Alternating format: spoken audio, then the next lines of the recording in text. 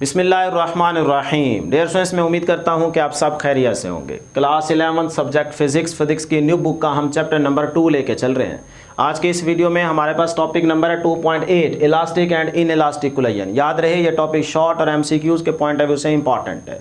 What is the difference between elastic and in elastic collision, ये पूछा जा सकता है आपसे क्वेश्चन।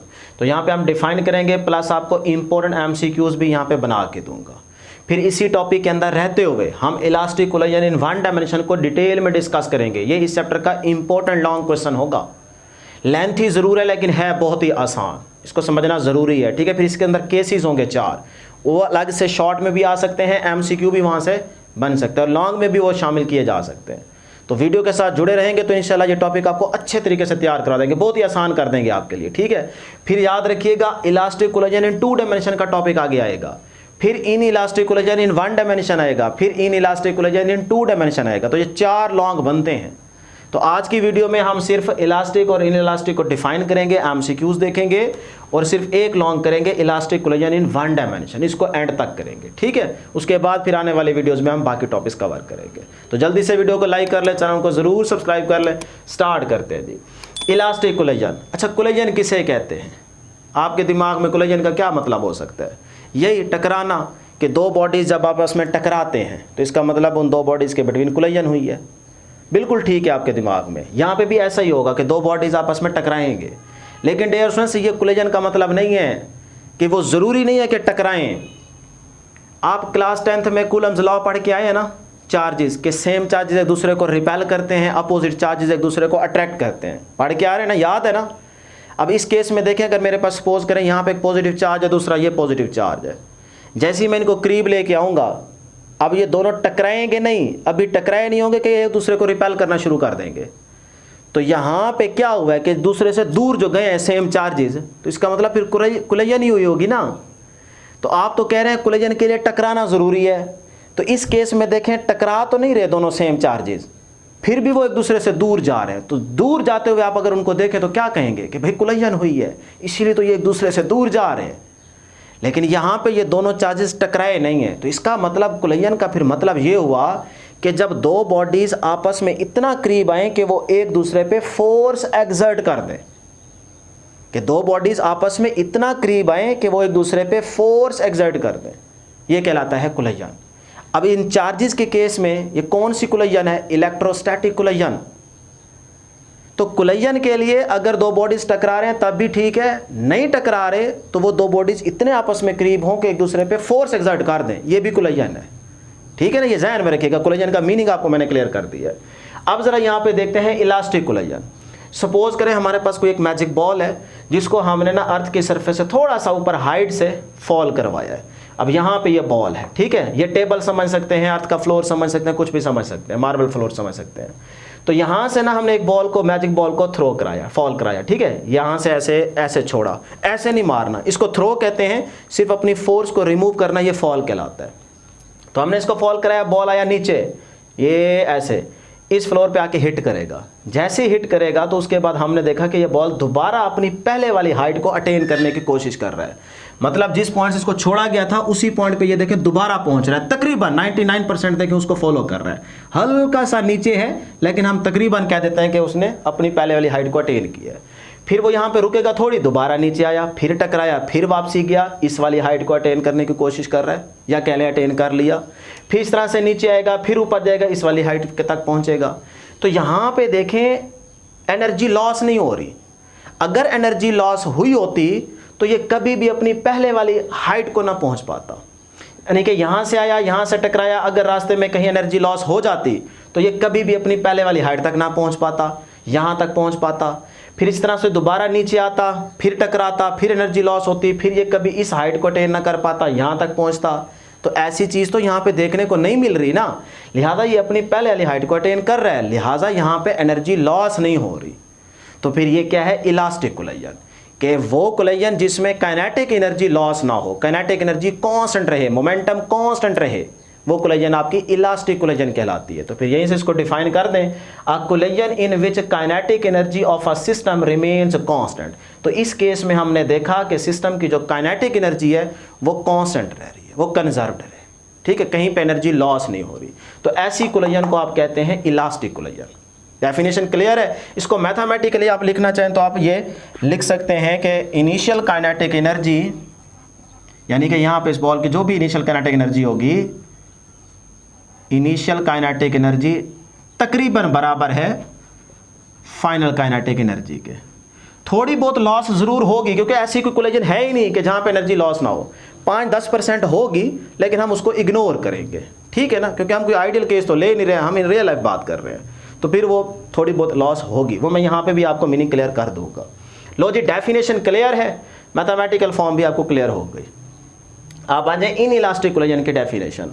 अब हमारे पास सपोज करो एक स्टील का बॉल है, हार्ड बॉल है स्टील का, उसको हम यहाँ से फॉल करवाते हैं। बॉल आया नीचे, यहाँ पे हिट करेगा, हिट करने के बाद यहाँ तक पहुँचा है, अपनी पहले वाली हाइट तक नहीं पहुँचा। इसका मतलब हम समझ गए कि रास्ते में कहीं एनर्जी लॉस हुई है। अगर ना हुई होती तो पहले यहाँ तक जाता ना, इस केस की तरह, लेकिन ऐसा नहीं है, बल्कि यहाँ से यहाँ तक पहुँचा है।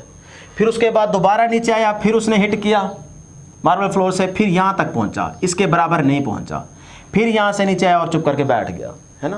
तो इसका मतलब इस केस में हम देख रहे हैं कि एनर्जी लॉस हो रही है, काइनेटिक एनर्जी कांस्टेंट नहीं रह रही। मोमेंटम यहाँ पे कांस्टेंट है, लेकिन काइनेटिक एनर्जी कांस्टेंट नहीं है, वो लॉस हो रही है। तो अब देखें, एयर फ्रिक्शन आगे होगी तो इसको रोकने की कोशिश करेगी, वो भी है। फिर उसके बाद जब बॉल आके यहाँ पे हिट करेगा तो साउंड आएगा, तो वो जो एनर्जी एक तरह से कह लें ज़ाया, वो ज़ाया नहीं होती, बल्कि वो कन्वर्ट होगी किसी और एनर्जी की फॉर्म में। तो साउंड आएगा, तो इसका मतलब कुछ एनर्जी साउंड में चली गई। इस तरह जिस जगह पे टकराएगा वह जगह गर्म हो जाएगी, तो इसका मतलब कुछ एनर्जी हीट की फॉर्म में है। इस तरह से वो एनर्जी किसी और फॉर्म में कन्वर्ट हो गई है, लेकिन एनर्जी लॉस ज़रूर हुई है, ठीक है ना। लॉस का मतलब वही है कि वो किसी और फॉर्म में चली गई है। तो फिर ये जो कोलिजन है ना, इसे हम कहते हैं इन इलास्टिक कोलिजन, कि जिसमें एनर्जी लॉस होती है। तो फिर यहाँ पे डेफिनेशन लिख लें, a collision in which there is a loss of kinetic energy. तो ऐसी कोलिजन जिसमें काइनेटिक एनर्जी का लॉस हो रहा, वो आपकी कोलिजन इन इलास्टिक कहलाती है। डेफिनेशन क्लियर है? तो इसमें अगर मैथमेटिकली फॉर्म आप लिखना चाहें तो आप क्या कहेंगे कि भाई जो इनिशियल काइनेटिक एनर्जी है वो बेटे ग्रेटर है किससे? फाइनल काइनेटिक एनर्जी से। इनिशियल ज़्यादा होगी ना, फाइनल कम होगी, इसका मतलब एनर्जी का लॉस हुआ है। क्लियर? तो ये डेफिनेशन होगी। अब हम छोटे छोटे पॉइंट्स बनाते हैं एमसीक्यूज के तौर पे। शॉर्ट में आए तो बस आप इतना लिख दीजिएगा, डायग्राम भी बना देंगे तो बहुत अच्छी बात है, शॉर्ट के लिए क्लियर होगी डेफिनेशन। अब छोटे छोटी बातें एमसीक्यूज के तौर पे याद रखिएगा, कॉन्सेप्ट भी क्लियर होगा। इलास्टिक कोलिजन में जब ये वाला बॉल आके यहाँ पे हिट करेगा ना, तो इसका मतलब यहाँ पे डीफॉर्मेशन होगी। डीफॉर्मेशन किसे कहते हैं? कि किसी बॉडी पे आप फोर्स एक्सर्ट करें तो बॉडी की पोजीशन, शेप, साइज में चेंज आ जाए, किसी भी चीज़ में चेंज आ जाए, तो इसका मतलब बॉडी डिफॉर्म्ड हो गया है। अब यहाँ पे ना इलास्टिक कोलिजन के केस में भी जब ये वाला बॉल आके इस फ्लोर से हिट करेगा ना, या कोई कह ले टेबल पड़ी उससे आके हिट करेगा, जब टकराएगा तो उस मोमेंट पे उस बॉडी की पोजीशन में, शेप में कहीं ना कहीं चेंज आएगा ज़रूर, मतलब डिफॉर्मेशन होगी, लेकिन यहाँ होगी टेम्परेरी। अगर डिफॉर्मेशन परमानेंट हो गई तो फिर तो इसका मतलब एनर्जी का लॉस हो जाएगा। तो हम तो पढ़ रहे हैं इलास्टिक कोलिजन में एनर्जी लॉस नहीं होती, कांस्टेंट रहती है, लेकिन डिफॉर्मेशन होती है। बच्चे कहते हैं कि नहीं होती, क्यों? क्योंकि वो कहते हैं सर जी आपने खुद तो कहा है कि एनर्जी यहाँ पे लॉस नहीं होगी, तो डिफॉर्मेशन हुई तो एनर्जी तो लॉस हो जाएगी। बेटे डिफॉर्मेशन ज़रूर होगी, लेकिन हम उसे कहेंगे कि यहाँ पे टेम्परेरी डिफॉर्मेशन हुई है, कि एक ही लम्हे में जैसे बॉल टकराया, उसकी हल्की सी शेप में समझ लें चेंज आया, उसकी बॉल की थोड़ी सी जगह प्रेस हुई, फिर वो जल्दी से बॉडी अपनी पहले वाली सिचुएशन में आ गया, उसने अपनी पहले वाली शेप को रिटेन कर लिया। तो इसका मतलब वो टेम्परेरी डिफॉर्मेशन है, आपको नहीं दिखी, लेकिन जितना मर्जी कोई भी दुनिया का आप ऑब्जेक्ट लेके आ जाए, बॉल आ जाए, जब वो किसी और बॉल से हिट करेगा तो उसमें कहीं ना कहीं डिफॉर्मेशन होगी ज़रूर थोड़ी बहुत, लेकिन वो टेम्परेरी हो सकती है। कुछ में परमानेंट होगी, कुछ में टेम्परेरी होगी, होती ज़रूर है, ये याद रख लें जब भी दो बॉडीज कोलाइड करें। तो फिर इस केस में हम कहेंगे कि डिफॉर्मेशन होती ज़रूर है, लेकिन बेटे टेम्परेरी डिफॉर्मेशन होती है। ठीक है जी, टेम्परेरी डिफॉर्मेशन, ठीक है ना। यहाँ पे मैंने टाइम लगाया, इस पॉइंट को भूलना नहीं है। तो इस केस में आएंगे तो इसका तो मतलब यहाँ पे है कि एनर्जी लॉस हो रही है, तो फिर यहाँ पे परमानेंट डिफॉर्मेशन होगी, ठीक है। तो फिर यहाँ पे लिखते हैं पॉइंट परमानेंट डिफॉर्मेशन, गर्मी में आपको पढ़ा रहे हैं, आपके लिए मेहनत कर रहे हैं, और वो भी मुफ्त में, कोई आपसे बदले में पैसा पूसा नहीं ले रहे। आप कॉलेज में भी पढ़ रहे हैं, एकेडमी में पढ़ रहे हैं, इतनी डिटेल में आपको कोई नहीं पढ़ाएगा। तो मेहरबानी क्या करें, हमसे प्यार मोहब्बत करें, वीडियो को लाइक कर लें, चैनल को ज़रूर सब्सक्राइब कर लें। Permanent deformation. लो जी, अगला पॉइंट बड़ा ही इंपॉर्टेंट, कि बॉडीज रिमेन्स, यानी कि इलास्टिक कोलिजन जब दो बॉडीज आपस में कोलाइड करें तो आप देख के कैसे बता सकते हैं कि इलास्टिक कोलिजन हुई है या इनइलास्टिक कोलिजन हुई है। अक्सर आप रोड पे देखते हैं ना, गाड़ियां आपस में टकरा जाती हैं, कोलिजन हुई, तो आप कैसे देख के बता सकते हैं कि यहाँ पे इलास्टिक कोलिजन हुई है या इनइलास्टिक कोलिजन हुई है? तो ये आपको पता होना चाहिए ना। तो फिर ये पॉइंट बड़ा ही इंपॉर्टेंट है। ये देखिए, बॉडीज रिमेन्स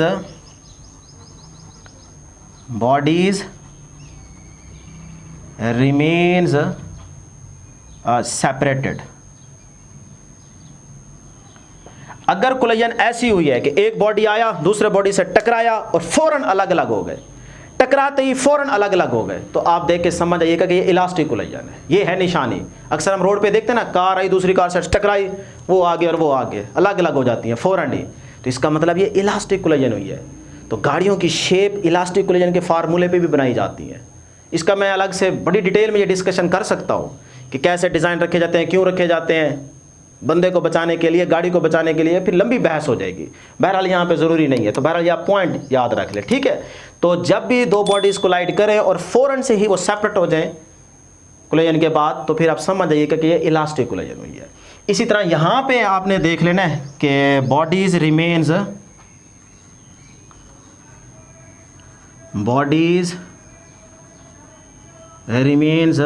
इंटैक्ट, यानी कि दो बॉडीज आपस में कोलाइड करें और वो थोड़ी देर के लिए ऐसे दोनों इकट्ठे रहें, ऐसे जैसे एक कार आई, ये भी हम देखते हैं अक्सर, कार आई दूसरी कार से टकराई, उसको भी आगे लेके जा रही है, दोनों ऐसे कंबाइन होके जा रही है, काफ़ी देर के लिए कंबाइन होके चली जाती हैं। और समटाइम्स हम ये भी देखते हैं कि अच्छा खासा दूर जाके ना वो दोनों ऐसे फिर भी ठहरी होती है। तो ये जो कोलिजन होगी इनइलास्टिक कोलिजन होगी, ठीक है। ये है निशानी, याद रखिएगा, आपको फायदा हो जाएगा। लो जी, यहाँ तक ये सारे पॉइंट्स क्लियर हो गए। अब आखिरी पॉइंट बड़ा ही इंपॉर्टेंट इलास्टिक कोलिजन में, वो है परफेक्टली इलास्टिक कोलिजन। यानी कि इन रियल लाइफ जो हम इलास्टिक कोलिजन की बात कर रहे हैं, वो ये नहीं है कि वो परफेक्टली इलास्टिक कोलिजन हो, क्योंकि परफेक्टली इलास्टिक कोलिजन के लिए तो बेस्ट एग्जांपल है गैस मॉलिक्यूल्स की। तो ये हमारा कोई आइडियल केस तो नहीं है। आइडियल सिचुएशन में तो एनर्जी का लॉस नहीं होगा, वो तो हम ले नहीं सकते। लिहाजा इन रियल लाइफ जो इलास्टिक कोलिजन होगी उसमें कहीं ना कहीं एनर्जी का लॉस आएगा, 10%, 15%, 20%, तो हम उसको इग्नोर कर देते हैं। उसके पॉइंट ऑफ व्यू से हम कह रहे होते हैं। बाकी ये हरगिज़ मतलब ना लीजिएगा कि ये कोई परफेक्टली इलास्टिक कोलिजन है कि इसमें एनर्जी का 1% भी लॉस नहीं होगा, ऐसा नहीं है। ये सिर्फ फिर आइडियल सिचुएशन में होगा। क्लियर है जी। लो जी, आखिरी पॉइंट बड़ा ही इंपॉर्टेंट नोट है कि total energy and total momentum of the system remains constant in all type of collision. जिस तरह की मर्जी टाइप की कोलिजन हो, उसमें टोटल एनर्जी और टोटल मोमेंटम हमेशा कांस्टेंट रहेगा। ये हम प्रूव भी कर चुके हैं। मोमेंटम तो हम कर चुके हैं, लेकिन एनर्जी का भी करेंगे, ठीक है ना। तो ये बड़ा ही इंपॉर्टेंट नोट है, इसको बेटे लाजमी याद रख ले। लो जी, ये कहानी खत्म हो गई। अब आ जाए, यहाँ से हम उठाते हैं elastic collision in one dimension के टॉपिक को डिटेल में, यानी कि ये आपका लॉन्ग क्वेश्चन शुरू हो जाएगा, ठीक है ना। तो फिर elastic collision in one dimension की हेडिंग लगाई, ये आपका इंपॉर्टेंट लॉन्ग है, लॉन्ग। आगे और भी आएंगे, आसान है टॉपिक, इसी तरह थोड़ा सा गौर करें, समझ लें, इंशाल्लाह बैठे बैठे तैयार हो जाएगा। स्टार्ट कैसे करेंगे? स्टार्ट करेंगे law of conservation of momentum, पीछे पढ़ के आ रहे हैं ना, आधा टॉपिक तो वही आएगा। ये सारी चीज़ें देखें वही है, यहाँ तक तो सारा law of conservation of momentum वाली बातें लिखी हुई है। यहाँ पे 1-2 मिनट में आपको समझा दूंगा। लेकिन स्टार्ट आप इस तरह से करेंगे कि as we know that total kinetic energy is equal to constant, total momentum is equal to constant. क्यों? क्योंकि हम पढ़ रहे हैं इलास्टिक कोलिजन। इलास्टिक कोलिजन में तो हम बात अभी करके आ रहे हैं कि काइनेटिक एनर्जी भी कांस्टेंट रहेगी और मोमेंटम भी कांस्टेंट रहेगा। तो फिर मैं लिख देता हूँ कि टोटल काइनेटिक एनर्जी भी कांस्टेंट रहेगी, टोटल मोमेंटम भी कांस्टेंट रहेगा।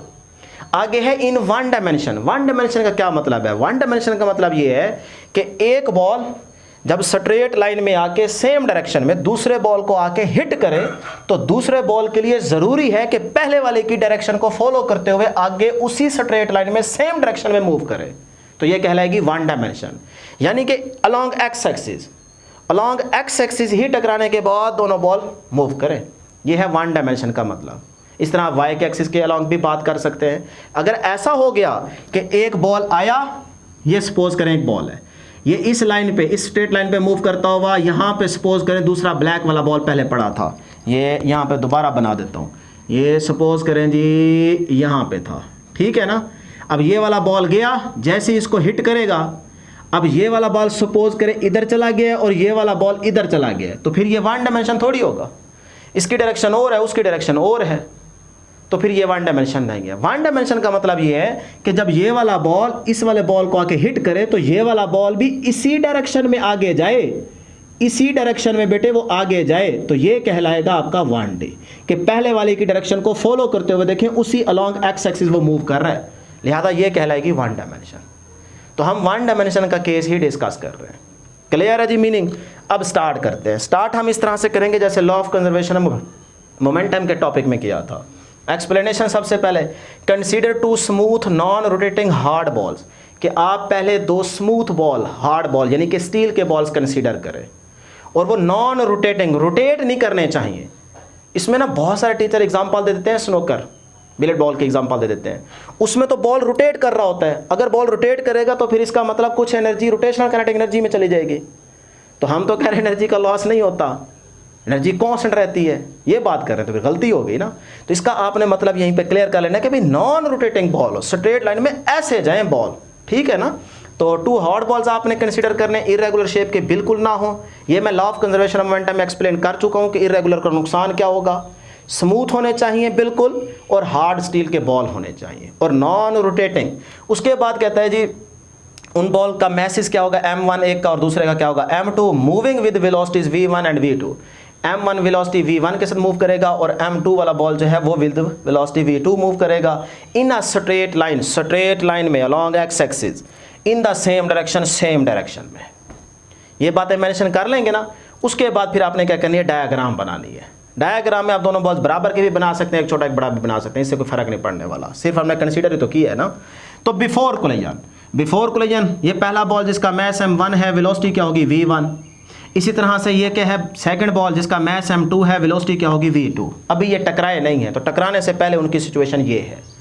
अब इस सिचुएशन में याद रखिएगा जैसे लॉ ऑफ कंजर्वेशन मोमेंटम में बात की थी कि इन दोनों बॉल्स की वेलोसिटीज स्लो होनी चाहिए, ये नहीं कि ये फास्ट मूव करे, ना ना ना ना, इतनी तेजी की जरूरत नहीं है, स्लोली मूव करें। हाँ शर्त है कि v1 v2 से ग्रेटर होना चाहिए, ग्रेटर होगा, v1 ग्रेटर होना चाहिए v2 से, होगी तो ये जाके इसको कोलाइड करेगा ना, समझ रहे हैं ना बात। तो वही सारी बातें जो लॉ ऑफ कंजर्वेशन मोमेंटम के टॉपिक में आपको डिटेल में समझा के आ रहा हूँ, दोबारा भी बता रहा हूँ। अब आ जाए जी जब ये जाके इसको हिट करेगा, तो एट कोलिजन केस यहाँ पे डिस्कस करना अब ज़रूरी नहीं है, हम पीछे कर चुके हैं। अब हमारा है आफ्टर कोलिजन, टकराने के बाद क्या हुआ होगा। टकराने के बाद जाहिर सी बात है वो अलग अलग हो गए हैं। तो टकराने के बाद जो पहला बॉल था जिसका मैस m1 है, उसकी वेलोसिटी हो जाएगी v1 डैश। डैश से आप समझ जाएंगे कि भाई टकराने के बाद पहले बॉल की वेलोसिटी है। इसी तरह से जो सेकंड बॉल है जिसका मैस m2 है, उसकी वेलोसिटी हो जाएगी v2 डैश। अब हमने क्या करना है, अपना टारगेट सेट कर लें, क्योंकि यहाँ तक तो आपके पास वही सारी चीज़ें आ गई, law of conservation of momentum. तो law of conservation of momentum यहाँ पे अप्लाई करें जरा, क्या है, by applying the law of conservation of momentum m1 v1 plus m2 v2 is equal to m1 v1 dash plus m2 v2 dash, यही था ना। इसको नाम दे दें इक्वेशन नंबर 1। तो यहाँ इक्वेशन नंबर 1 तक बेटे सारी वही बातें हैं जो law of conservation of momentum में की थी। अब आगे क्या करना है, रट्टा नहीं लगाना, जहन में रखें। आगे हमने यहाँ से इस तरह से चलना है, पहले law of conservation of momentum condition लगा दी, फिर देखें हम यहाँ पे एनर्जी की भी लगाएंगे, मोमेंटम की लगा दी, एनर्जी की भी लगाएंगे, फिर इंशाल्लाह दोनों से आपने रिजल्ट निकाल लेना है। अच्छा इस टॉपिक के अंदर करना क्या है, करना हमने ये है कि टकराने से पहले तो हमें इनकी वेलोसिटीज़ का पता होगा, v1 का भी पता है, v2 का भी पता है। हम जब ये कह रहे हैं कि v1 v2 से ग्रेटर होना चाहिए, तो इस बात का मतलब यही है ना कि हमें v1 और v2 का पता है। लेकिन जब टकरा लेंगे, टकराने के बाद हमें नहीं पता कि इसकी क्या वेलोसिटी है और उसकी क्या वेलोसिटी है। तो हमारा इस टॉपिक के अंदर टारगेट यही है कि इन अननोन वेलोसिटीज की वैल्यूज को फाइंड आउट करना, कि भाई टकराने के बाद इनकी वेलोसिटी क्या होगी। तो v1 डैश और v2 डैश का फार्मूला हम फाइंड आउट करेंगे, ये ध्यान में रखिएगा, ये हमारा टारगेट है। तो उसके लिए सबसे पहले ये वाली आप हेडिंग मेंशन करेंगे by using the law of conservation of momentum, जिससे आपके पास इक्वेशन नंबर 1 आ जाएगी। फिर हम ये सेकंड वाली काइनेटिक एनर्जी का भी लगाएंगे, law of conservation of energy, तो इंशाल्लाह वहाँ से आपके पास ये अननोन वैल्यूज़ आ जाएगी। ठीक है, चले जी आगे। तो फिर यहाँ तक पहुँचने के बाद आप क्या काम करेंगे कि बेटे प्राइम वाले वन वाले अलग कर लें और टू वाले अलग कर लें, वन वाले टर्म्स अलग कर लें और टू वाली अलग कर लें। ये देखें m1v1 अपनी जगह पे, इधर देखें वन वाली कौन सी है, m1v1 ये है, m1v1 डैश, ये प्लस की है, इधर आके माइनस हो जाएगी, ये माइनस हो गई, तो वन वाली अलग हो गई। इस साइड पे m2v2 डैश अपनी जगह पे ठहरा है, इस साइड पे m2v2 ये था प्लस का, उधर जाके माइनस हो गया, तो वन वाली अलग हो गई, टू वाली अलग हो गई। यहाँ से आपने स्टार्ट लिया है। ठीक, अब देखें m1 दोनों में है तो m1 यहाँ से कॉमन आ जाएगा, यहाँ से बचेगा v1 माइनस यहाँ से बचा v1 dash is equal to, इन दोनों में m2 मौजूद है, m2 कॉमन आ जाएगा, यहाँ से बचा v2 डैश और यहाँ से माइनस, ये माइनस और यहाँ से बचा v2, तो ये v2 आ गया। ये बन गया आपके पास इक्वेशन नंबर 2। लो जी, अब इक्वेशन नंबर 1 हमने दोबारा ली, लॉ ऑफ कंजर्वेशन मोमेंटम वाली, और उससे जो हमने इक्वेशन नंबर 2 बनाई थी अभी, वो दोबारा मैंने यहाँ पे लिख ली है। अब हमें चाहिए काइनेटिक एनर्जी की इक्वेशन बिल्कुल इसी तरह की, क्योंकि हम ये बात कह रहे हैं ना इलास्टिक कोलिजन में कि टोटल काइनेटिक एनर्जी भी कांस्टेंट है और टोटल मोमेंटम भी कांस्टेंट है। तो मोमेंटम का फार्मूला लगा के हमने इक्वेशन नंबर 2 बना ली। अब हमें काइनेटिक एनर्जी की इक्वेशन बनानी है बिल्कुल इसी तरह की, तो इसी को देखते हुए हम काइनेटिक एनर्जी की इक्वेशन बनाएंगे। तो मैंने यहाँ पे लिखा total kinetic energy remains constant, kinetic energy का फार्मूला होता है हाफ mv²। तो यही फार्मूला यूज करेंगे, लेकिन इस इक्वेशन को देखकर, जिस तरह की ये इक्वेशन बनी हुई है बिल्कुल इसी तरह की बनाएंगे काइनेटिक एनर्जी के लिए। तो ये देखें, यहाँ से देखते जाए, फार्मूला ये यूज होगा काइनेटिक एनर्जी का, लेकिन देखेंगे यहाँ से m1v1 था ना मोमेंटम, मतलब m के साथ और v के साथ 1 1 लगाया हुआ है, तो हमें चाहिए काइनेटिक एनर्जी का, तो m के साथ 1 लगाओ, v के साथ भी 1 लगाओ। तो ये देखो हाफ फार्मूला देखें, हाफ mv है ना, तो m के साथ भी 1 लगाओ, क्योंकि इधर पहले 1 1 है, इधर भी 1 लगाओ, इधर भी 1 लगाओ, तो 1 1 लगाया, ये फार्मूला बन गया, प्लस ये वाला प्लस। आगे देखो m और v के साथ 2 2 है, तो इस फार्मूले में जहां m और v हो वहां 2 2 लगा दो। तो ये देखिए m के साथ भी 2 लगाया, v के साथ भी 2 लगाया, इज इक्वल टू। आगे देखो m के साथ 1 है, v के साथ भी 1 है, यानी कि प्राइम वाले के साथ, तो हम इस फार्मूले में आएंगे हाफ, ये हाफ, m के साथ क्या लगाएंगे, देखें यहाँ पे 1, v के साथ भी क्या लगाएंगे 1, लेकिन v के ऊपर प्राइम भी है तो यहाँ पे प्राइम भी लगाएंगे। तो देखें 1 1 लगा के साथ में प्राइम भी लगाएंगे। क्लियर है यहाँ तक? सिर्फ इसी को देखना है। उसके बाद ये प्लस, ये प्लस। अब काइनेटिक एनर्जी के फार्मूले में यहाँ पे देखें m के साथ 2 है, v के साथ भी 2 है, लेकिन ऊपर प्राइम भी है, तो इस फार्मूले में आके m के साथ 2 लगाएंगे, v के साथ भी 2 लगाएंगे, और साथ में देखो v2 के ऊपर प्राइम भी है तो यहाँ पे प्राइम भी लगाएंगे। तो ये देखें हाफ हाफ, m के साथ 2 लगाया और v के साथ भी 2 लगाया, जैसे यहाँ 2 है, और ऊपर देखें प्राइम है तो यहाँ पे प्राइम नहीं है तो प्राइम लगाएंगे। अब देखो बिल्कुल काइनेटिक एनर्जी का फार्मूला या इक्वेशन वैसे ही बन चुकी है जैसे मोमेंटम की थी। तो इसका मतलब यहाँ पे भी काइनेटिक एनर्जी क्या आ रही है, बिफोर कोलिजन आफ्टर कोलिजन की इक्वल आ रही है। तो फिर काइनेटिक एनर्जी क्या हुई, कांस्टेंट हुई। तो जिस तरह मोमेंटम की इक्वेशन थी वैसे ही काइनेटिक एनर्जी की बन गई। क्लियर है? अब डियर स्टूडेंट्स वही तरीका के प्राइम 1 वाले अलग कर लो और 2 वाले अलग कर लो, जैसे मोमेंटम में किया था 1 वाले अलग 2 वाले अलग, तो यहाँ पे भी 1 वाली अलग कर लो 2 वाली अलग कर लो। ये 1 वाली इसको रहने दे इधर ही, ये 1 वाली इसको उधर ले जाए, ये वाली टर्म जो है ये 1 वाली है, उधर जाके ये माइनस हो गई। ठीक, और ये जो 2 वाली है इसको अपनी जगह पे रहने दें, ये जो 2 वाली प्लस की है इसको बेटे इस साइड पे लेके आएंगे। ठीक है, इस साइड पे आके ये माइनस होगी। क्लियर है? 1 वाली अलग हो गई, 2 वाली अलग हो गई। अब यहाँ से देखें हाफ m1 इसमें भी है इसमें भी है, तो हाफ m1 कॉमन आ जाएगा, यहाँ से बचा v1 स्क्वायर और यहाँ से बचा माइनस का v1 प्राइम स्क्वायर। ठीक, इसी तरह यहाँ पे देखें हाफ m2 इसमें भी आ रहा है, हाफ m2 इसमें भी आ रहा है, तो हाफ m2 कॉमन ले लें, यहाँ से बचेगा v2 प्राइम का स्क्वायर और माइनस यहाँ से बचा v2 का स्क्वायर। क्लियर है जी यहाँ तक? अब आगे देखें ज़रा तवज्जो, इस साइड है हाफ से कैंसिल हो जाएगा, ये ऐसे उड़ा दो। ठीक है, और इधर से बचा आपके पास m1 into v1 square minus v1 prime का स्क्वायर, और यहाँ से बची ये वाली चीज़। ये बन गई क्वेश्चन नंबर 3। यहाँ तक तो कोई मसला नहीं है ना। उसके बाद डियर स्टूडेंट्स हम मैथ में एक फार्मूला पढ़ के आ रहे हैं, a square minus b square बराबर होता है a plus B into a minus B. दोबारा इसको मल्टीप्लाई करेंगे वही चीज़ नहीं बन जाएगी। A square minus B square को कैसे लिखते हैं, एक दफ़ा प्लस एक दफ़ा माइनस, तो ए स्क्वायर माइनस बी स्क्वायर को लिखते हैं ए प्लस बी इंटू ए माइनस बी। तो फिर यहाँ पे ज़रा गौर करें, ये ए है माइनस ये क्या है बी, ये क्या है, ए का स्क्वायर माइनस ये बी का स्क्वायर, तो फिर यही फार्मूला नहीं बन रहा। तो इसका मतलब ए स्क्वायर माइनस बी स्क्वायर को इसी तरह लिखेंगे, एक दफ़ा प्लस में एक दफ़ा माइनस में। तो इस चीज़ को देखो मैंने एक दफ़ा प्लस में लिख दिया v1 प्लस v1 डैश, फिर एक दफ़ा माइनस में लिखा v1 माइनस v1 डैश। अब इसको मल्टीप्लाई करें v1 को v1 से तो वही v1 का स्क्वायर बन जाएगा, प्लस माइनस माइनस होगा, v1 प्राइम को v1 प्राइम से मल्टीप्लाई करेंगे v1 प्राइम का स्क्वायर बन जाएगा। तो इस चीज़ को हम ऐसे लिख सकते हैं, एक दफ़ा प्लस में एक दफ़ा माइनस में। क्लियर है? फिर इधर आ जाएं, ए स्क्वायर माइनस बी स्क्वायर, ये भी यही फार्मूला बन रहा है। तो इस चीज़ को एक दफ़ा प्लस में लिखें, ये देखें v2 प्राइम प्लस v2, एक दफ़ा माइनस में लिखें v2 prime minus v2। Clear है? क्लियर है ना यहाँ तक? अब बेटे यहाँ पे ज़रा गौर कीजिएगा, ये बन गई इक्वेशन नंबर 4। अब हम इस इक्वेशन 4 पे इक्वेशन 2 को डिवाइड कर देंगे।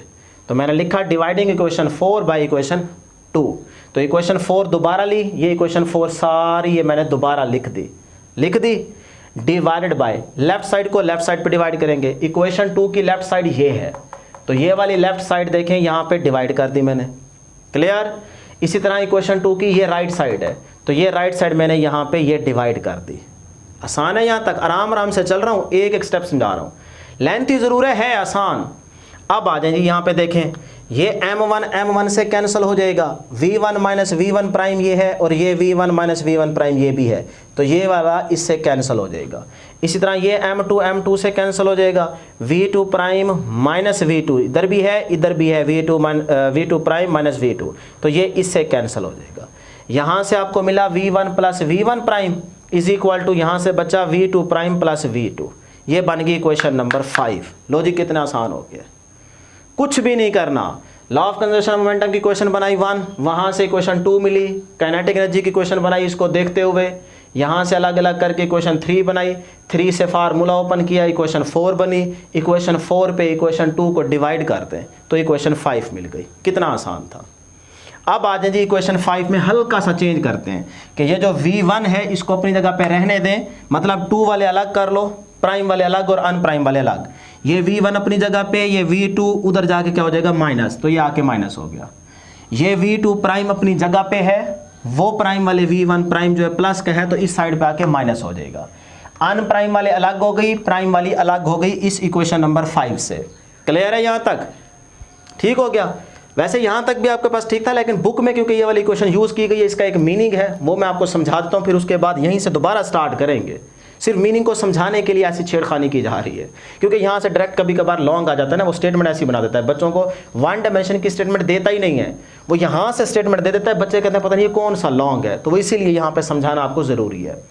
लो जी, फिर इस इक्वेशन को थोड़ा सा और चेंज करते हैं। ये v1 माइनस v2 को वैसे लिखा, आर मैंने लगा दिया कि इस बात को ऐसे, इस इक्वेशन को ऐसे लिख सकते हैं। यहाँ से ना मैं ज़बरदस्ती माइनस कॉमन ले लेता हूँ। जब मैं माइनस कॉमन लूँगा तो ये वाली वैल्यू माइनस की बन जाएगी, ये वाली प्लस की बन जाएगी। तो ये प्लस वाली मैंने पहले लिख दी और ये माइनस वाली मैंने बाद में लिख दी, क्योंकि माइनस कॉमन आ चुका है ना। इतना तो पता ही है ना यार, फर्स्ट ईयर के स्टूडेंट्स हैं आप। ठीक हो गया थी। अब इस इक्वेशन का मतलब क्या है, इस मतलब को समझना है। यही मतलब स्टेटमेंट बन के आपसे लॉन्ग में पूछी जा सकती है। तो बेटे यहाँ पे देखिएगा v1 माइनस v2 का मतलब ये है magnitude of the relative velocity of approaches, यानी कि वो जो m1 v1 वेलोसिटी और फिर बिफोर कोलिजन दूसरा बॉल था मैस m2 और उसकी वेलोसिटी थी v2, वो किस रिलेटिव वेलोसिटी से अप्रोच कर रहे हैं वो हमने कैलकुलेट करना है। अब वैल्यू तो दे नहीं रखी, तो फिर इसको देख के आप क्या कहेंगे कि भाई ये आपके पास magnitude of the relative velocity of approaches है। मैं भी मतलब और क्लियर कर देता हूँ, समझ नहीं आ रही ना। अच्छा इधर एक दफ़ा सुन ले, इसका क्या मतलब है। इस बात का मतलब है आफ्टर कोलिजन वो टकराने के बाद जिस रिलेटिव वेलोसिटी से सेपरेट हुए हैं वो क्या है। तो वो वैल्यू तो हमें दे नहीं रखी ना, लेकिन हमें मतलब तो पता हो ना कि भाई इस बात का मतलब क्या है। इसका मतलब यही है कि magnitude of the relative velocity of separation, टकराने के बाद जिस रिलेटिव वेलोसिटी से वो एक दूसरे से दूर हुए हैं, वो इस बात का मतलब है। वैल्यूज तो नहीं है, वैल्यूज होती तो हम निकाल लेते कि किस वेलोसिटी से वो दूर हुए हैं और किस वेलोसिटी से वो अप्रोच कर रहे हैं। वैल्यूज तो है नहीं, तो लिहाजा इन बातों का या कह लें इस साइड का और उस साइड का मतलब तो आपको पता हो ना कि इसका मतलब क्या है। तो ये है उसका मतलब। मैं ज़रा अब आसान कर देता हूँ कि भाई इसका और इसका क्या मतलब है। मैं वैल्यूज ले लेता हूँ। तो हमारे पास m1 मैस था, उसकी वेलोसिटी थी v1। हम लेट करते हैं कि इसकी वेलोसिटी कितनी है 30। क्योंकि हमें ये पता है v1 v2 से ग्रेटर होना चाहिए। और जो सेकंड बॉल था जिसका मास m2 है उसकी वेलोसिटी हम लेट कर लेते हैं 20। अब देखें v1 v2 से ज़्यादा ही है ना, तो बिल्कुल ठीक। अब हमने देखना है कि अगर इन दोनों की सेम डायरेक्शन है तो फिर रिलेटिव वेलोसिटी निकालने के लिए हम माइनस करते हैं। अगर सेम डायरेक्शन हो दो बॉल्स की तो फिर वहाँ पे रिलेटिव वेलोसिटी निकालने के लिए आप माइनस करते हैं, अगर अपोजिट डायरेक्शन हो तो फिर आप ऐड करते हैं। ये निशानी याद रख लें। अब सेम डायरेक्शन थी लिहाजा माइनस करेंगे। तो देखो रिलेटिव वेलोसिटी निकालनी है ना, तो बेटे 30 माइनस 20 क्या आ गया 10। तो ये 10 आपका वही तो है magnitude of the relative velocity of approaches. कितना आ गया 10, मतलब ये 10 रिलेटिव वेलोसिटी से अप्रोच कर रहे हैं दोनों बॉल्स। तो यही मतलब यहाँ पे लिखा हुआ था। यहाँ वैल्यूज नहीं थी, वैल्यूज ली हैं तो आपको आसान मतलब लग रहा है कि भाई ये जो सारी चीज़ है ना ये 10 है। 10 के रिलेटिव वेलोसिटी का जो मैग्नीट्यूड है वो 10 है, तो 10 की वेलोसिटी से वो अप्रोच कर रहे हैं। कहानी ख़त्म। अब आ जाए उस बात का मतलब समझते हैं कि टकराने के बाद जब ये जाके उसको हिट करेगा तो टकराने के बाद इसकी वेलोसिटी क्या हो जाएगी, कम 20 हो गई, उसकी वेलोसिटी 30 हो जाएगी, ज़्यादा हो जाएगी। उसको जाके टक्कर मारी है ना तो उसकी वेलोसिटी ज़्यादा हो जाएगी, तो इसकी हम लेट कर लेते हैं 30 है। अब यहाँ पे भी रिलेटिव वेलोसिटी निकालें, माइनस ही करेंगे क्योंकि आपके पास दोनों की डायरेक्शन तो सेम ही थी। तो बेटे 20 माइनस 30, फार्मूला ये रहा 20 माइनस 30, बाहर वाले को नहीं देखना अभी। 20 माइनस 30 तो माइनस का 10 बचेगा, तो माइनस का 10 आ गया। अभी भी देखें वो टकराने के बाद जिस वेलोसिटी से दूर होंगे, सेपरेट होंगे, जिस रिलेटिव वेलोसिटी से सेपरेट हुए वो अभी भी 10 नहीं है, सिर्फ माइनस का साइन आ गया, डायरेक्शन तो अपोजिट आएगी। लेकिन मैग्नीट्यूड देखें अप्रोच का और सेपरेशन का एक ही है।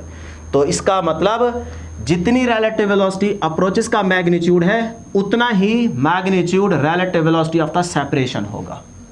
देख सकते हैं अब तो मतलब आसान हो गया ना। तो बस फिर जब भी आपसे कहे कि relative velocity of approaches is equal to the relative velocity of the separation calculate करें या यहाँ तक आप करें, तो फिर आप यहाँ तक लॉन्ग पूरा करेंगे, उससे आगे नहीं जाएंगे। लेकिन जब क्वेश्चन के अंदर कहे कि इन वन डायमेंशन में आप अननोन वेलोसिटीज़ की वैल्यू फाइंड आउट करें, तब बेटे आप यहाँ से फिर आगे जाएंगे, फिर सारा ही आएगा। क्वेश्चन क्लियर हो गया, नोट कर लीजिएगा, लिख लीजिएगा, बुक के ऊपर मार्क लीजिएगा। भाई इस तरह से क्वेश्चन पूछा जा सकता है, जितना क्वेश्चन उतना ही आंसर देना होगा। ले जी, फिर यहाँ तक कहानी क्लियर हो गई। अब आ जाए दोबारा यहाँ से, हमें तो चाहिए v1 प्राइम, हमारा टारगेट क्या है v1 प्राइम को निकालना और v2 डैश को कैलकुलेट करना, ये हमारा टारगेट है, ये जहन में रखिएगा। अभी हम यहाँ तक पहुँचे ही नहीं है। तो अब दोबारा नाउ इक्वेशन 5 बिकम्स, इक्वेशन 5 को मैं दोबारा लेता हूँ, v1 plus v1 dash is equal to v2 dash plus v2। अब बड़ा ही आसान सा काम रह गया, बस आने वाला रिजल्ट। यहाँ से एक दफ़ा ना v1 डैश निकाल लो इस इक्वेशन 5 से। v1 डैश ये अपनी जगह पे रहने दें, ये v1 उधर जाके माइनस हो जाएगा, तो हमें यहाँ पे v1 डैश मिल गया। यही तो हमें चाहिए था, है ना। लेकिन याद रखिएगा बुक में ये फार्मूला नहीं है, हमें चाहिए v1 डैश और v2 डैश, लेकिन ये असल में आंसर नहीं है। तो फिर अब जब यहाँ 5 से v1 डैश निकाल लो ना, फिर कुछ भी नहीं करना, इसी v1 डैश को इक्वेशन नंबर 1 में आके ना जहाँ v1 डैश नजर आए वहाँ पुट कर दो, सॉल्व करेंगे, आपको v2 प्राइम मिल जाएगा, असल वाला मिल जाएगा जो हमें चाहिए। फिर हम अगली बारी क्या करेंगे कि इसी इक्वेशन में दोबारा आके यहाँ से v2 प्राइम निकालेंगे, इसको इधर ले आएंगे, वो v2 प्राइम दोबारा आके इक्वेशन नंबर 1 की इस जगह पे पुट करेंगे, सॉल्व करेंगे, आपको v1 प्राइम असल वाला मिल जाएगा। बस टॉपिक खत्म। तो फिर ये देखें, मैंने यहाँ से v1 डैश निकाला, ये आ गई वैल्यू, इसको जाके मैं v1 डैश को इक्वेशन नंबर 1 की इस जगह पे पुट कर देता हूँ। तो ये देखो m1 v1 plus m2 v2, ये इक्वेशन नंबर 1 वाली लेफ्ट साइड आ गई, ठीक है। फिर उसके बाद dear students m1 v1 prime है, तो ये मैंने m1 लिखा, आगे v1 प्राइम की ये वैल्यू लिखूंगा। तो ये देखें v1 प्राइम की ये वैल्यू लिखें, v2 prime plus v2 minus v1 लिख दी। आगे देखें क्या है, plus m2 v2 prime plus m2 v2 prime. Clear है यहाँ तक? हमने कुछ नहीं किया, v1 प्राइम की वैल्यू सिर्फ यहाँ पुट कर दी इक्वेशन 1 में। क्लियर? अब सॉल्व करते हैं। ये देखें जी, m1 v1 plus m2 v2 as it is. यहाँ पे ज़रा गौर कीजिएगा, इस m1 को इससे मल्टीप्लाई किया, ये आ गया, इस m1 को इससे मल्टीप्लाई किया, ये आ गया, प्लस माइनस माइनस हो जाएगा, m1 को v1 से तो m1 v1 आ गया, और ये वाला m2 v2 प्राइम अपनी जगह पे। क्लियर? अब बेटे आप क्या करें, 1 वाली अलग कर लें, यानी कि अनप्राइम वाली अलग कर लें, सॉरी, और प्राइम वाली अलग कर लें। तो अनप्राइम वाली अलग करते हैं पहले। ये अनप्राइम है, इसको रहने दें, ये भी अनप्राइम है, इधर ही रहने दें। इधर देखें, ये आपके पास क्या है जी, अनप्राइम वाली, ये प्लस की है, इधर आके माइनस हो गई, ठीक। और फिर इधर देखें, ये वाली ये भी अनप्राइम है, माइनस की है, इधर आके प्लस हो गई। क्लियर यहाँ तक? ये इज इक्वल टू, ये इज इक्वल टू, इधर प्राइम वाली एक बच गई, ये m1v2 प्राइम, m1v2 प्राइम, और दूसरी बच गई ये वाली m2v2 प्राइम, m2v2 प्राइम। तो प्राइम वाली अलग हो गई, अनप्राइम वाली अलग हो गई। क्लियर है जी? यहाँ तक देख लें, आराम आराम से समझा रहा हूँ, ठीक है बेटा? यहाँ तक अनप्राइम वाली अलग हो गई, प्राइम वाली अलग हो गई। अब देखें, ये m1v1 है, ये भी m1v1 है, दोनों प्लस के हैं तो ऐड हो जाएगा, 2m1v1 बन गया। इसी के बाद इधर देखें ज़रा, v2 इसमें भी आ रहा है, इसमें भी आ रहा है, तो v2 को कॉमन ले लें, अंदर यहाँ से बचेगा m2 प्लस का और यहाँ से बचेगा माइनस का m1। v2 को बेटे दोनों में से कॉमन ले लिया है ना, ठीक। अब आ जाए इस साइड पे, v2 इधर भी आ रहा है, v2 प्राइम इधर भी आ रहा है, तो v2 प्राइम को यहाँ से कॉमन ले लें, यहाँ से बचा m1 और यहाँ से बचेगा m2। क्लियर? अब देखो पूरी इक्वेशन पे गौर करो, हमें क्या चाहिए, v1 प्राइम और v2 प्राइम। तो हमें तो अब v2 प्राइम मिल रहा है, बाकी v1 प्राइम नज़र ही नहीं आ रहा, तो जो नज़र आ रहा है उसको निकाल लेंगे ना। तो फिर इसको इधर ही रहने दें, ये सारी चीज़ क्या हो रही है, मल्टीप्लाई, इस सारे के नीचे ये देखें, इस सारे के नीचे आके क्या होगी, डिवाइड हो गई। क्लियर? अब आप चाहें तो अलग अलग लिखते हैं, चाहे यहाँ तक छोड़ दें। बुक में ज़रा चेक करें, यही v2 प्राइम का आंसर दिया गया कि नहीं, देखें ज़रा बॉक्स में जो वैल्यू दी गई है v2 प्राइम की, यही वैल्यू दी गई है, चेक कर लें।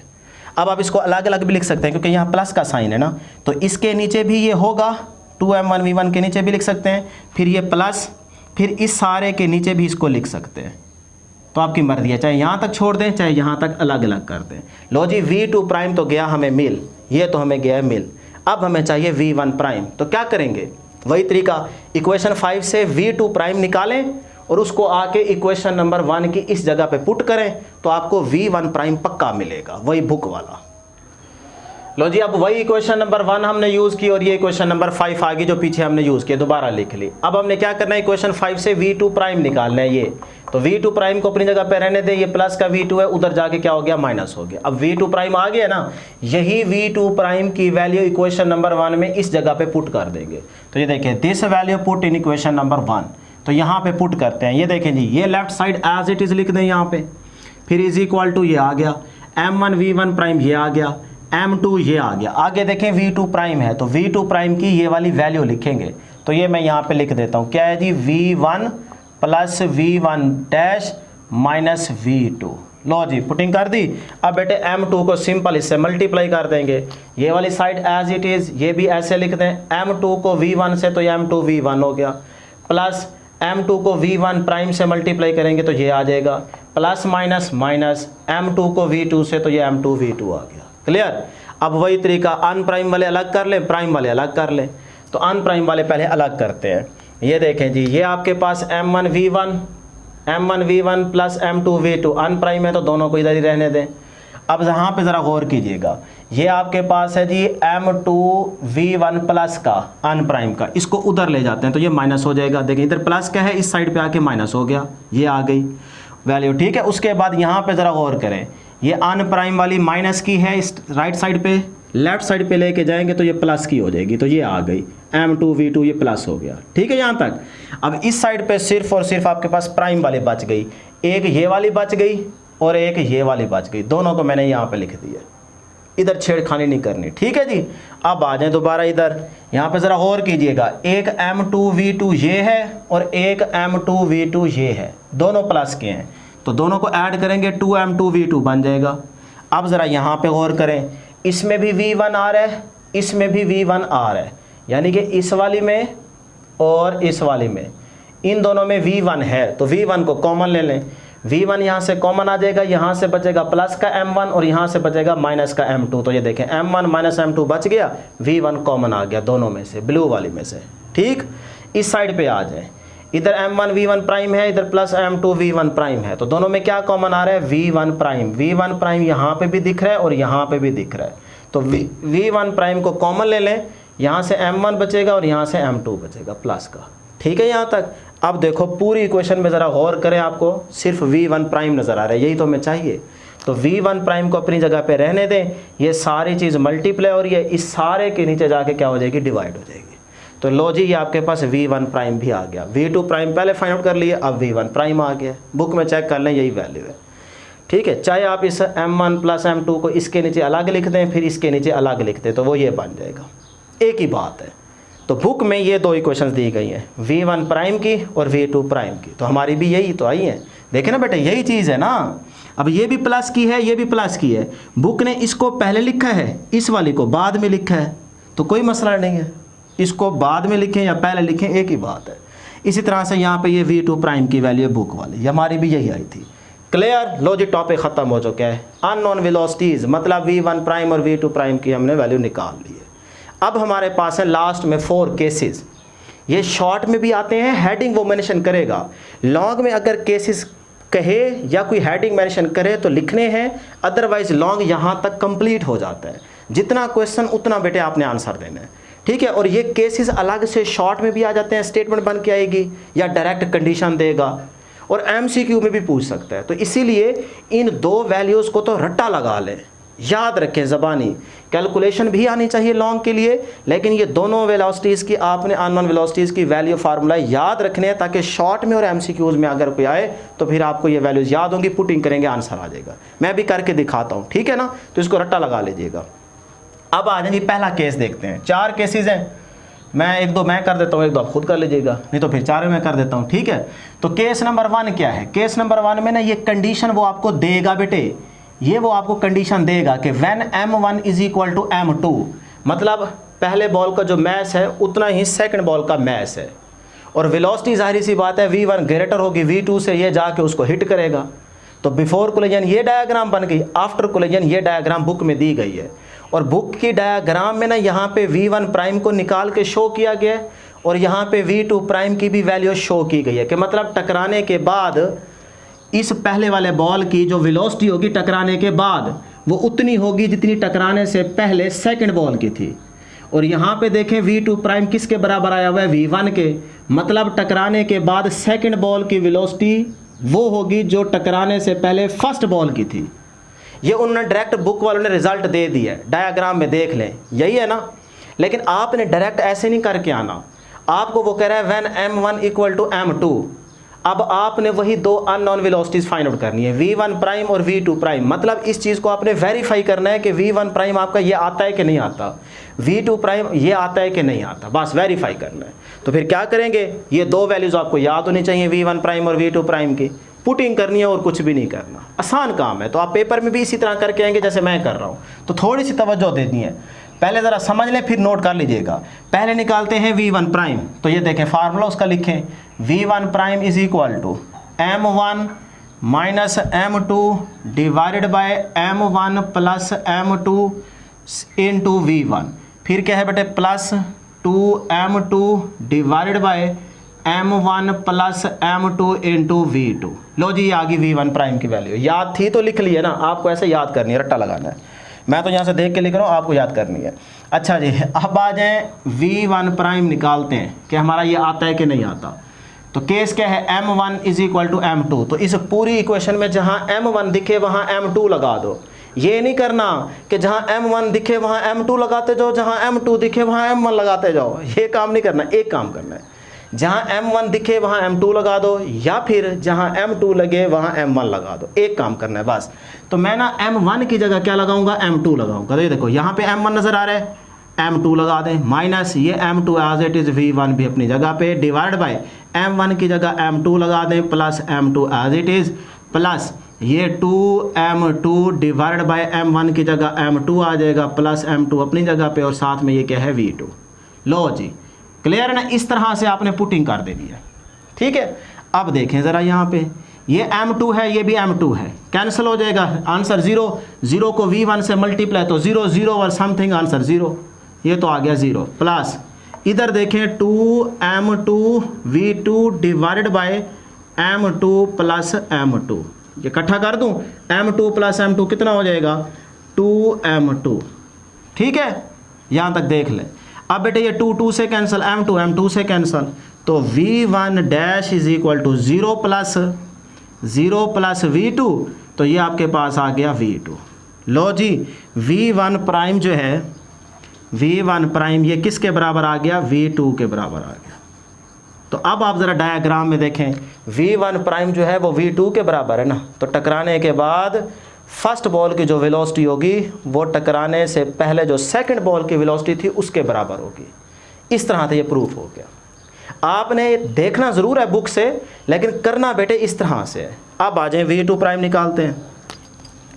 तो v2 prime is equal to, ये है जी equation, 2m1 v1 divided by m1 plus m2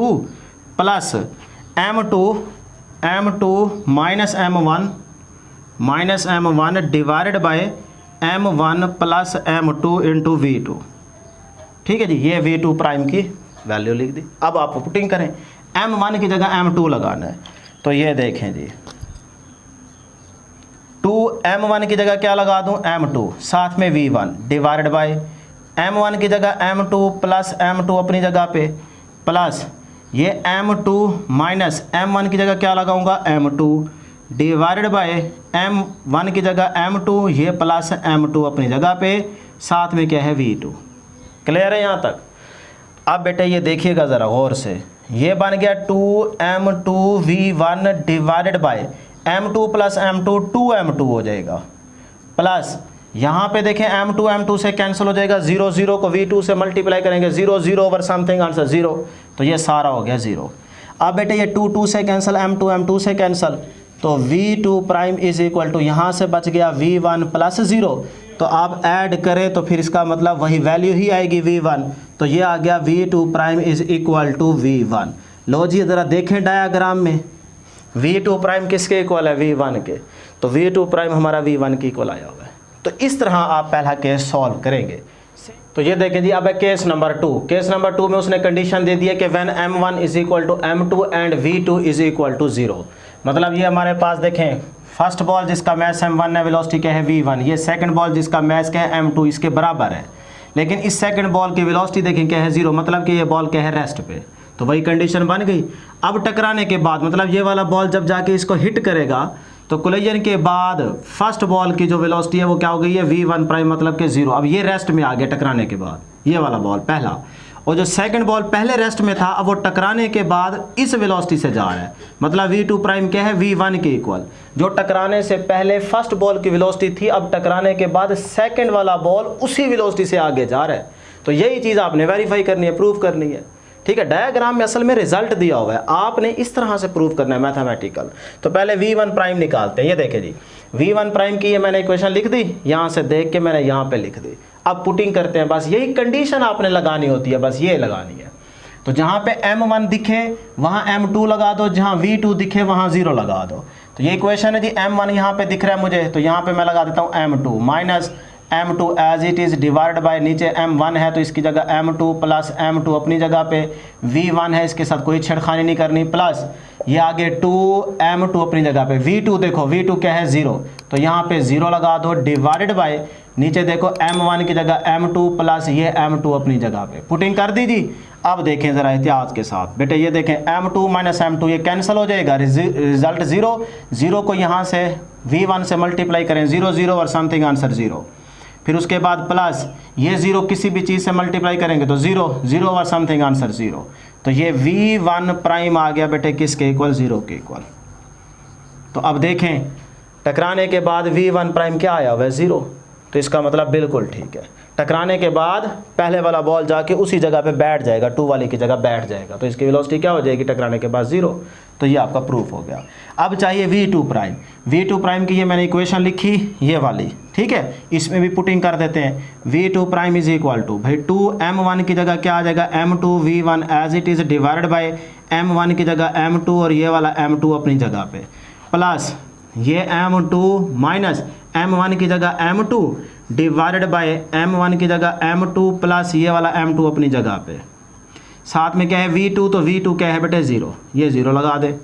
अब ज़रा यहाँ पे देखिएगा बेटे, 2m2 v1 डिवाइडेड बाय ये m2 प्लस m2 कितना हो जाएगा, 2m2 प्लस ये 0 किसी भी चीज़ से मल्टीप्लाई होगा तो 0 हो जाएगा, ये 0 हो गया।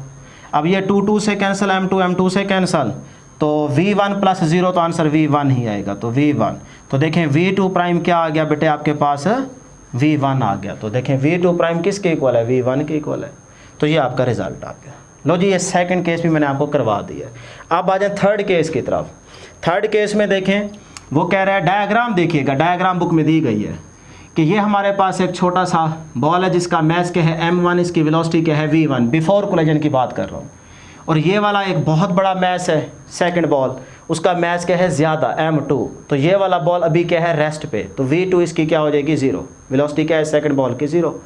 अब ये वाला बॉल v1 वेलोसिटी से जा रहा है, इससे हिट करेगा, तो टकराने के बाद आपको क्या लगता है कि वो जो बड़े वाला बॉल है वो आगे मूव करेगा? कभी भी नहीं।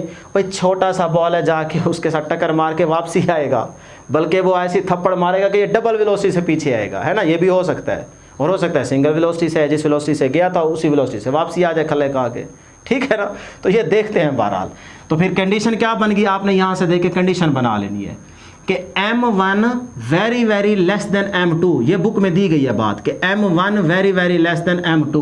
वेरी वेरी लेस देन यहाँ आ जाए ना, इसका मतलब होता है कि वो चीज़ ना होने के बराबर है, उसको जीरो कर देते होते हैं। तो फिर m1 very very less than m2 है, तो इसका मतलब m1 क्या हो जाएगा, 0 हो जाएगा। सही है, तो कंडीशन बन गई m1 is equal to 0 and v2 is equal to 0, क्योंकि मैथ तो ये वाला रेस्ट पे है, तो v2 क्या है 0। अब ये आपकी बेटे कंडीशन बन गई है, जिस तरह केस 1 केस 2 में कंडीशन दे रहा था ना, अब ये वाली आपकी कंडीशन बन गई है। वो आपको ये दे रहा है, हमने इसको खुद समझ के ना ऐसे बना लेना है।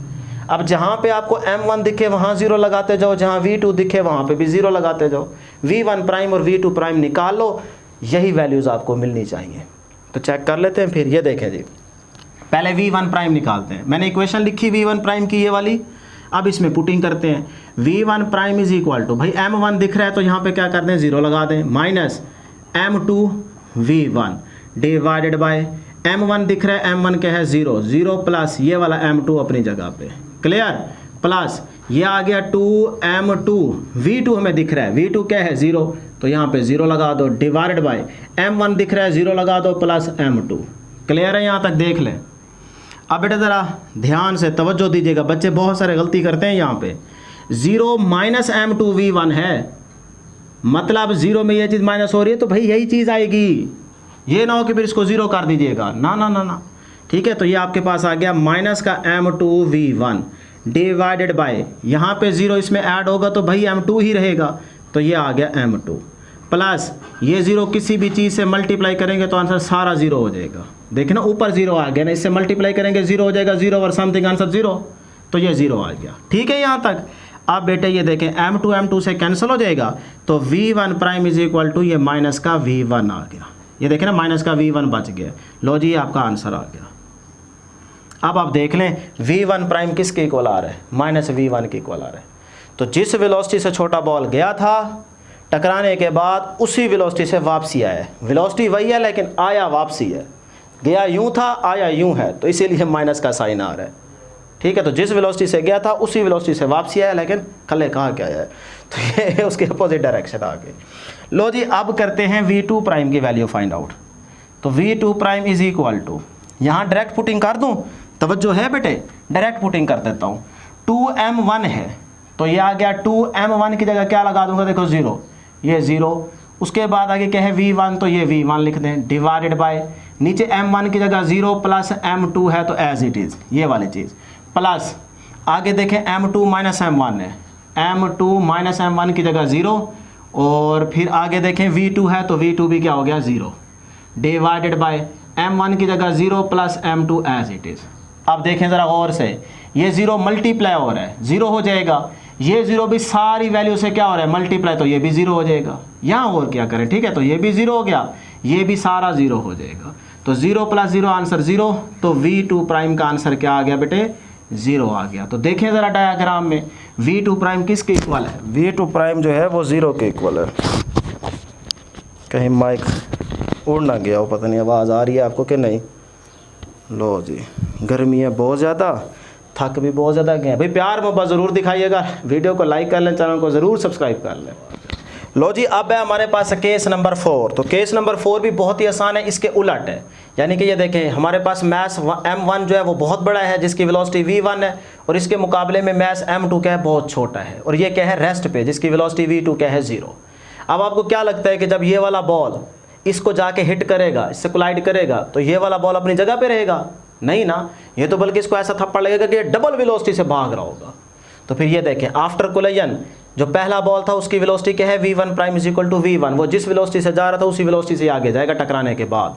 लेकिन जो सेकंड बॉल पहले रेस्ट पे था, अब टकराने के बाद वो देखें v2 प्राइम उसकी वेलोसिटी आ रही है नियरली इक्वल टू 2v1, यानी कि इसकी वेलोसिटी से डबल वेलोसिटी से वो आगे जाएगा, ऐसी उसको थप्पड़ लगेगी। ठीक है, तो फिर ये केस बन गया। अब देखें बुक में क्या कह रहा है, m2 very very less than m1। देखें m2 जो है वो बहुत ही छोटा मैस है इसके मुकाबले में, तो very very less than m2 है, तो इसको फिर क्या कर देंगे, 0 के इक्वल कर देंगे, और साथ में इसकी वेलोसिटी क्या है, 0 इनिशियली, तो v2 इज इक्वल टू 0। अब ये आपकी कंडीशन बन गई है, बस यही कंडीशन पुट करेंगे आपके पास आंसर आ जाएगा। तो देखें v1 प्राइम निकाल देता हूँ, और इस केस में ना बच्चे बहुत ज़्यादा बच्चे गलती करते हैं, आपने थोड़ी तवज्जो देनी है। देखिए अभी भी आप गलती कर सकते हैं, लेकिन मैं आपको बताऊंगा एहतियात के साथ आपने करना है इसको। v1 प्राइम की मैंने ये वैल्यू लिखी, अब अगर इसी तरह लिख के ना आप पुटिंग करेंगे तो जब m2 यहाँ पे 0 आएगा ना, 0 को बच्चे v1 के साथ मल्टीप्लाई करते हैं, वो 0 कर देते हैं, पीछे से m1 बचता है, m1 से कैंसिल कर देते हैं, आंसर 1 आता है, वो वाला आंसर निकलता ही नहीं है, कहते हैं ये हमसे नहीं हो रहा। आप क्या करें, ब्रैकेट यूज़ किया करें। देखें मैं अगर यहाँ पे ब्रैकेट यूज़ कर लूँ ऐसे, तो फिर गलती होने के चांसेस ही नहीं पैदा होंगे, ऐसे कर लिया करें। यहाँ पे भी आप कर सकते हैं, लेकिन फ़ायदा कोई नहीं, नीचे आप कर सकते हैं ऐसे। ठीक है, इस तरह से कर लेंगे तो बहुत अच्छी बात है। ठीक है जी, तो फिर ये देखें पुटिंग करते हैं, v1 prime is equal to, भाई m1 कुछ नहीं करना, m1 के साथ m1 रहने दें, माइनस m2 है, ब्रैकेट यूज़ कर लें। ठीक है, m2 कितना है, 0, तो ये 0 पुट कर दें, n2 क्या है बेटे, v1 डिवाइडेड बाय नीचे क्या है, m1 प्लस m2 की जगह क्या आ जाएगा, 0। क्लियर है बेटे, यहाँ तक देख लें, 2m2 कितना है, 0, साथ में v2 कितना है, 0 divided by m1 plus m2 कितना है, 0। ये पुटिंग कर दी। ठीक है जी यहाँ तक। अब बेटे ये देखिएगा ज़रा गौर से, m1 माइनस 0 है, तो m1 माइनस 0 का मतलब m1 बचेगा, तो यहाँ से बच्चा m1 और ये वाला v1 साथ में ठहरा है, v1 डिवाइडेड बाय ये m1 में 0 ऐड करें तो m1 ही बचेगा, प्लस ये 0 को किसी भी चीज़ से मल्टीप्लाई करें फिर डिवाइड करें, आंसर 0 आएगा, तो यहाँ पे तो बच गया सिर्फ 0। अब ये m1 से कैंसल, तो v1 prime is equal to क्या आ गया बेटे, v1 के इक्वल आ गया। अब देखें ज़रा आपका आंसर यही है, v1 प्राइम टकराने के बाद v1 प्राइम देखो v1 के बराबर आया हुआ है, तो ये आपका आंसर आ गया। अब हमें चाहिए v2 प्राइम, तो v2 प्राइम को मैं यहाँ पे सॉल्व कर देता हूँ। ठीक है जी, ये कहाँ करें, यहाँ कर लेते हैं, इसको मिटा दूँ, यहाँ पे कर लेते हैं, नोट तो कर लिया ना बेटे साथ साथ। तो ये देखें जी, v2 प्राइम की ये वैल्यू है, तो v2 prime is equal to, direct करने लगा हूँ, 2m1 v1 divided by m1 plus m2 है, m2 किसके इक्वल है, 0 के इक्वल है, तो यहाँ लगा दो 0। फिर आगे देखो प्लस, ये आ गया प्लस m2 की जगह क्या आ जाएगा, 0 माइनस m1, ये माइनस m1, और इनटू क्या है बेटे v2, तो v2 यहाँ पे क्या है, 0, तो ये 0 लगा दो, divided by m1 plus m2, तो m1 प्लस m2 की जगह क्या आ जाएगा, 0। ठीक है जी यहाँ तक। अब देखें यही कंडीशन है ना, वही कंडीशन तो लगाई है। अब ये आ गया 2m1 v1 divided by m1 plus ये 0 माइनस m1, माइनस का m1 बचेगा, फिर माइनस m1 को 0 से मल्टीप्लाई करेंगे तो सारा 0 हो जाएगा, तो 0 ओवर समथिंग आंसर 0 हो जाएगा। ठीक, तो यहाँ से आप देखेंगे m1 से कैंसल, तो 2m1 प्लस 0, तो ये आपका बचा 2m1, सॉरी m1 तो कैंसिल हो गया, v1, ये देखें m1 से कैंसिल, तो 2v1, तो ये आ गया 2v1, क्योंकि 2v1 में 0 का ऐड करेंगे 2v1 ही बचेगा, तो v2 प्राइम आपका क्या आ गया, 2v1 के बराबर आ गया। तो ये देखें v2 प्राइम किसके बराबर है जी, 2v1 के बराबर है। तो ये आपका प्रूफ हो गया। लो जी, सारे केसेस मैंने आपको खुद करवा दिए कि कहीं पे आपसे गलती ना हो जाए। तो ये था आपका elastic collision in one dimension, पूरा लॉन्ग क्वेश्चन। इसको इसी तरह से एक दफ़ा तैयार कर लीजिएगा, इंशाल्लाह फिर कभी नहीं भूलेगा। एक दफ़ा अपने हाथ से ज़रूर निकाल लेना इसको तैयार करके, ठीक है जी। नोट्स अपने खुद बनाते जाएँ, इंशाल्लाह नेक्स्ट वीडियो में जल्द मुलाकात होगी। अल्लाह हाफिज़।